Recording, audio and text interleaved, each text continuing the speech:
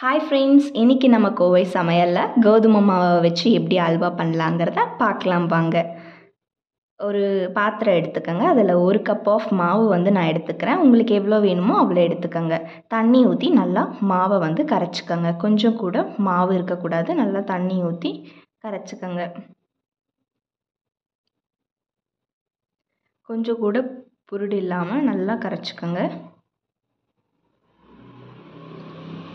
தண்ணியாட்டம் இருக்கணும் மாவு, அப்போ தான் நம்மளுக்கு நல்லாயிருக்கும். இப்போ ஒரு பாத்திரத்தில் நெய் கொஞ்சம் சேர்த்துக்கங்க. காஞ்சதுக்கப்புறமா கொஞ்சோண்டு முந்திரி போட்டு நல்லா ரோஸ்ட் பண்ணி ப்ரௌன் ஆனதுக்கப்புறமா அதுக்கு நம்ம தனியாக எடுத்து வச்சுக்கலாம். அதே நெய்யில் நம்ம கரைச்சி வச்சுருக்கக்கூடிய மாவை சேர்த்து நல்லா மிக்ஸ் பண்ணிக்கோங்க. மாவு கெட்டியாகணும். இப்போ நல்லா மிக்ஸ் பண்ணிக்கோங்க.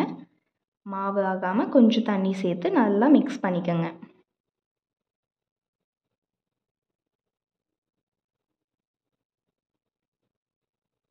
அந்த மாவு நல்லா வெந்து கெட்டியான பக்குவம் வரும். அது வரைக்கும் 10 நிமிஷம் நல்லா கைவிடாமல் கிண்டிக்கிட்டே இருங்க.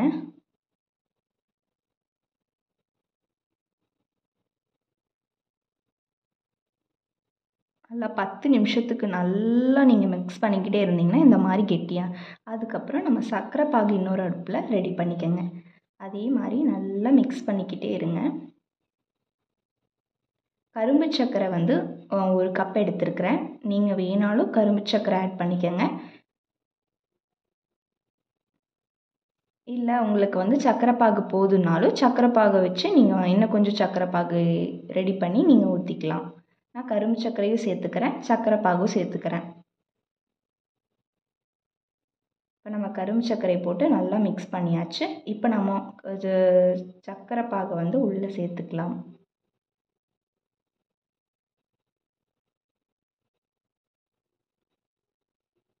இப்போ நல்லா கைவிடாமல் கிண்டிக்கிட்டே இருங்க.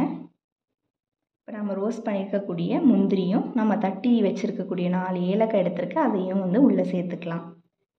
அவ்வளோதான், முடிஞ்சிச்சு. கொஞ்சம் நிமிஷம் கழித்து நம்மளோட கோதுமை அல்வா ரெடி ஆயிடுச்சு. இந்த வீடியோ உங்களுக்கு பிடிச்சிருந்தா லைக் பண்ணுங்கள், ஷேர் பண்ணுங்கள், கமெண்ட் பண்ணுங்கள். மறக்காமல் எங்கள் சேனலை சப்ஸ்கிரைப் பண்ணுங்கள். தேங்க்யூ ஃபார் வாட்சிங்.